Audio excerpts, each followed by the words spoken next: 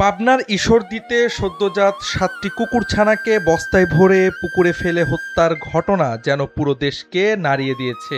সন্তান হারিয়ে মা কুকুরের আর্তনাদ, ওলান ভরা দুধ নিয়ে হাহাকার আর ছুটোছুটি সামাজিক যোগাযোগ মাধ্যমে সেই দৃশ্য মানুষকে গভীরভাবে ব্যথিত করেছে।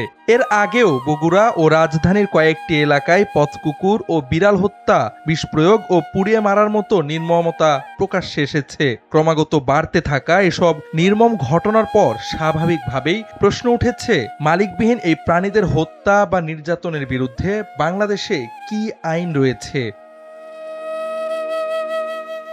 প্রাণী অধিকার কর্মী ও আইনজীবীরা বলছেন, দেশে প্রাণী কল্যাণ আইন রয়েছে ঠিকই, কিন্তু এর প্রয়োগ বেশ জটিল।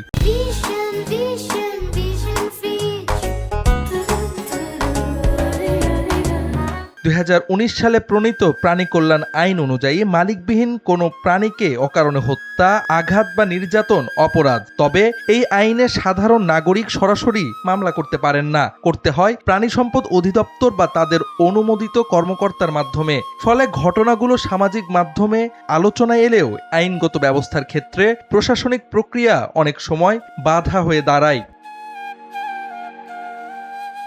বেশ কয়েকটি ক্ষেত্রে পুলিশ 1860 সালের দণ্ডবিধির 429 ধারায় মামলা করেছে, যে ধারায় বলা হয়েছে, কেউ যদি প্রাণী হত্যা করে বা ক্ষতি করে এবং যে কোনো প্রাণীর মূল্য যদি 50 টাকা বা তার বেশি হয়, তাহলে ওই ব্যক্তির 5 বছর পর্যন্ত যে কোনো মেয়াদের কারাদণ্ড বা জরিমানা বা উভয় দণ্ডে দণ্ডিত হবে। এ বিষয়ে সুপ্রিম কোর্টের আইনজীবী সাকিব মাহমুদ বিবিসি বাংলাকে বলেন, একটি রাস্তার কুকুর বা বিড়ালের মূল্য কিভাবে নির্ধারণ হবে? সে তো কারো মালিকানাধীন গবাদি পশু না। সেক্ষেত্রে এই ধারাও প্রমাণ করা কষ্টকর। এ ধরনের ঘটনার ক্ষেত্রে আসলে আপনি প্রমাণ করতে পারবেন না।